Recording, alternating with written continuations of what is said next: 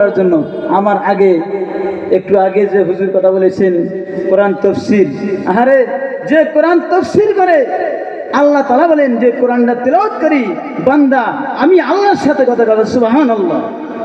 আল্লাহর সাথে কোরআন যে তেলাওয়াত করে সে আল্লাহর সাথে কথা বলেন। আর কোরআন তাফসীর আপনাদের এমন সুন্দর করে শোনাইছে, ভালো লাগছে না? নাই মুসলমান বলেন এবার কারা কারা ভালো লাগে না? হাত দেখেন তো কারা কারা ভালো লাগে না? একটু আগে আসেন বাবা। আল্লাহ আল্লাহ আল্লাহ লা ইলাহা ইল্লাহু, বলেন আল্লাহ আল্লাহ আল্লাহ লা ইলাহা ইল্লাহু। আমার মাহবুব মাওলারে কি নাম ধরে ডাকবো তোমারে, আমার মাহবুব মাওলারে কি নাম ধরে ডাকবো তোমারে। এইবার এই যে মাঝখানে ঘুরি, ওই যে আপনার গিলাবালা চাষা যায় এই দিক থেকে জিকিরে দিলে চলবে, পিছনের গলা বন্ধ রাখবেন, আওয়াজ কার বেশি এবার শুনবো। লা ইলাহা, পিছনের গলা বলবেন না, আগের গলা বলতে দেখেন। এই যে 2 নম্বর ঘুরি, লা ইলাহা, জোরে লা ইলাহা, এবার জোরে লা ইলাহা। এবার আপনারা চুপ থাকবেন, পিছনের আওয়াজ দেন, গিয়ার দেন, লা ইলাহা লা ইলাহা লা ইলাহা ইল্লাল্লাহু মুহাম্মাদুর রাসূলুল্লাহ সাল্লাল্লাহু তাআলা আলাইহি ওয়াসাল্লাম। বলেন সাল্লাল্লাহু আলাইহি ওয়াসাল্লাম।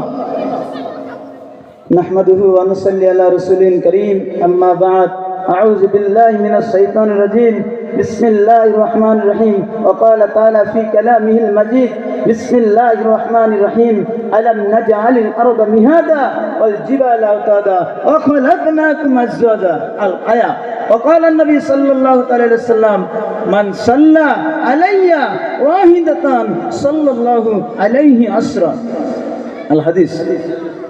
মুহাম্মদুর রাসূলুল্লাহ সাল্লাল্লাহু আলাইহি সাল্লাম বলেন, হাদিসের মধ্যে বলেন, কোন ব্যক্তি যদি আমি মুহাম্মদের উপরে একবার দরুদ পড়ে আল্লাহ তাআলা তার উপরে 10টা রহমত নাযিল করেন, সুবহানাল্লাহ। নবীর উপরে একবার সবাই বলে দিয়ে বলেন সাল্লাল্লাহু আলাইহি সাল্লাম।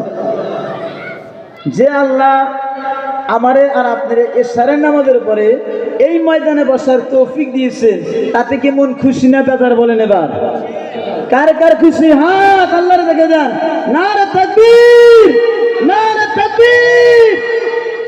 খুশি তো মুসলমান?